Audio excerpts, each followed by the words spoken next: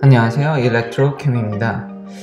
어제에 이어서 이제 이런 경쟁사들이 테슬라에 비교해서 좀 성능적으로 너무 떨어지는 모델을 내놓고 있는데요. 그것이 좀 더 왜 그런지 시장 상황을 좀 보려고 합니다. 1분기에 올해 그러니까 first quarter에 테슬라가 이만큼 팔았고요. 모델 3만 지금 거의 한 24,000대. 나머지 이게 미국 얘기입니다. 전세계 판매량이 아닙니다. 볼트가 좀 팔았고요. 나머지 3등, 4등도 역시 테슬라죠. 2분기에는 상황이 더 드라마틱합니다. 테슬라만 모델 3만 여기 하얗게 표시되어 있죠. 얘만 너무 많이 팔아먹어가지고요. 얘만 47,000대고 심지어 2등, 3등도 얘들이고 4등부터가 이제 다른 경쟁사들이죠. 사실상 전혀 안 팔리고 있죠. 3분기는 이거는 아마 월드 레코드 같은데 하니까 거의 한 10만 대를 딜리버리하고 팔고 있다고 보면 되겠습니다. 너무 많이 파니까 모델 3 하나가 도대체 얼마나 모델 3 하나가 미국에서 도대체 얼마나 하는지 이제 다른 럭셔리 모델들 가격이 좀 그래도 있으니까요. 유지비가 싸다 한들 처음에 투자할 비용들이 많으니까요. 보시면 BMW를 2, 3, 4, 5를 다 합친 거보다 혼자 많이 팔았고요. E클래스까지 합친 거보다 많이 팔았고 뭐 다른 여타 그 럭셔리 브랜드의 인터널 컨버션 엔진을 다 이렇게 압도하고 있죠. 엄청 지금 많이 팔고 있는 겁니다. 많이 전기차로서. 근데 왜 그럼 경쟁사들이 아직 이거에 대항할 만한 강력한 모델을 기술이 떨어지는 것 같지도 않은데 여러 가지 요인들을 그냥 한번 제 생각으로 짚어보려고 하는데요. 현재 자동차 전체 월드 판매량인데요. 글로벌이라고 되어 있죠. 전체. 근데 이게 이렇게 되고 있죠. 별로 그 와중에서 이제 EV카가 판매하는 비중은 아직 여기입니다. 이만큼이 지금 여기 보면 휘발유나 디젤 태워서 가는 거고 일렉트릭은 여기 있는 거죠. 예측치가 이제 앞으로 이렇게 된다는 건데 아직은 휘발유가 훨씬 압도적입니다. 다른 최신 예측치는 이렇고요. 여기도 뭐 마찬가지죠. 여전히 이제 2020년대는 추정치를 봐도 아직은 이 시장이 너무 크고요. 이게 앞으로 이제 커진다는 건데 EV카가 이렇게 올라갈 거라는 건데 이건 다 추정치고요. 여전히 휘발유나 이런 오일을 태워서 가는 차가 무지막지하게 많습니다. 그리고 현재 시장은 안 좋고 그러니까 일단 눈치를 좀 보는 거죠. 또 다른 요인이 지금 현재 기름값이 너무 싼데 이 EV카 판매량은 정확히 이 사람들 심리가 기름값이 비싸면 EV카를 사고 이 보면 완전히 시크로나이즈 돼 있죠. 그 기름값이 비싸면 판매량도 올라가고 기름값이 떨어지면 판매량도 떨어지고 이거 완전히 춤을 추죠. 기름값에.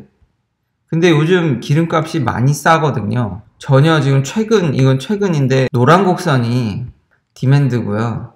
서플라이가 더 과하죠. 전반적으로 이제 기름값은 굉장히 많은 전문가들이 안정적일 거라고 봅니다. 그 이유가 많이 말씀하시는 이제 셰일 가스 혁명이라고 해서 미국이 지금 엄청나게 기름을 생산하는 나라로 바뀌었거든요.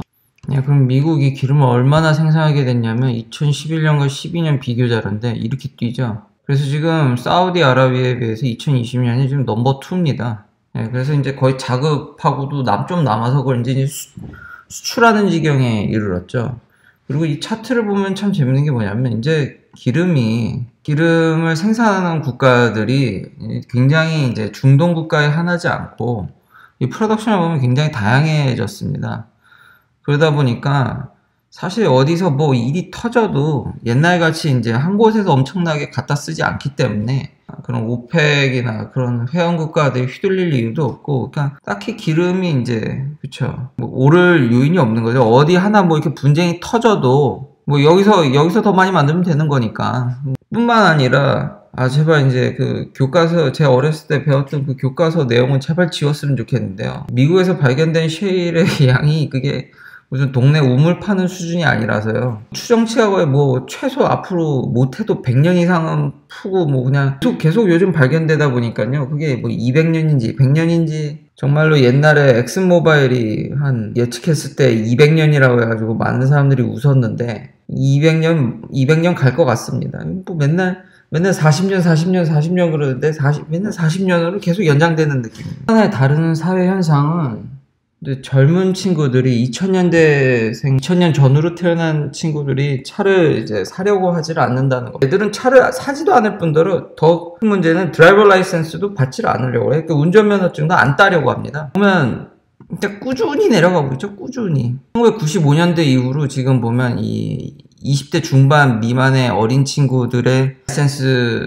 숫자인데요. 미국 얘기입니다. 안 늘죠. 꾸준히 감소하죠. 퍼센테이지가. 전체 운전자들 중 이 친구들이 얼마나 포션을 차지하는 건데 아예 들어오질 않죠. 미국은 타고 저출산 국가가 아닌데도 계속 꾸준히 줄고 있죠. 그 인구 구조가 이거 도시고요. 얼반이. 이거 월드네요.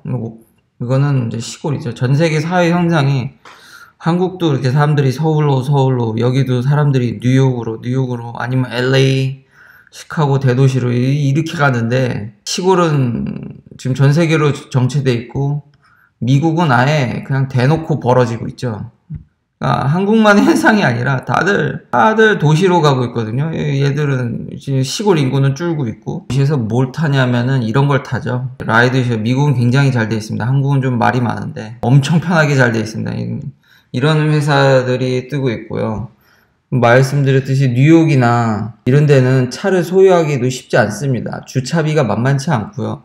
보스턴 같은 경우, 캠브리지 이런 데 보면은 한국 같으면 자기 아파트에 살면은 그 아파트 주차장을 일단 당연히 한 대 정도 확보됐다고 생각하는데 그걸 미국은 돈 주고 사야 됩니다. 도시에서. 가격이 만만치 않습니다. 보통 뭐 도시 조금 외곽에 사는 친구들은 100불, 200불은 기본이고요.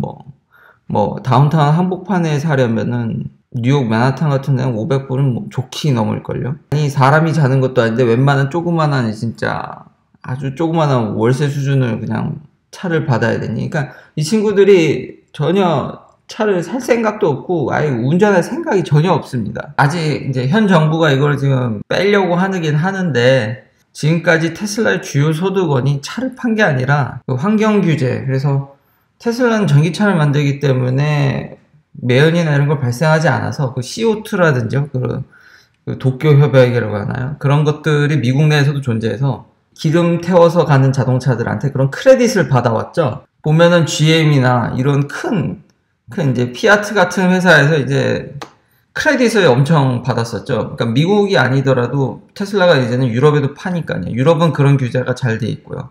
그리고 미국에서도 지금 어떻게 될지는 모르지만 연비 규정을 이제 2025년까지 이제 50마일로 그냥 계산해 보니까 21km, 22km 되겠네요. 그러니까 평균 수치를 이렇게 맞춰야 되거든요. 환경 규제에 대한 압박, 그리고 시장 상황은 어떻게 돌아갈지 모르고 이러니까 일론 머스크가 특히 이제 싼 기름값 때문에 일론 머스크가 계속 그렇게 자율주행을 그렇게 공격적으로 마케팅하는 이유도 좀 알 것 같고요. 값이 너무 싸니까요. 그리고 앞으로 이 친구들은 차를 안 몰려고 하고 그러다 보니까 계속 공격적으로 이렇게 자율주행을 당장 차를 팔아먹으려고. 근데 다른 기존의 이제 시장의 강자들은 이거 어떻게 될지는 잘 모르겠고 전기차가 잘 되는 것 같기도 하고 환경 압박도 있고 그러니까 구색은 맞춰야겠고 해서 내놓는 모델이 아닌가 싶습니다. 다음 시간에는 계속 이런 전반적인 사정과 테슬라의 그런 소소한 리뷰를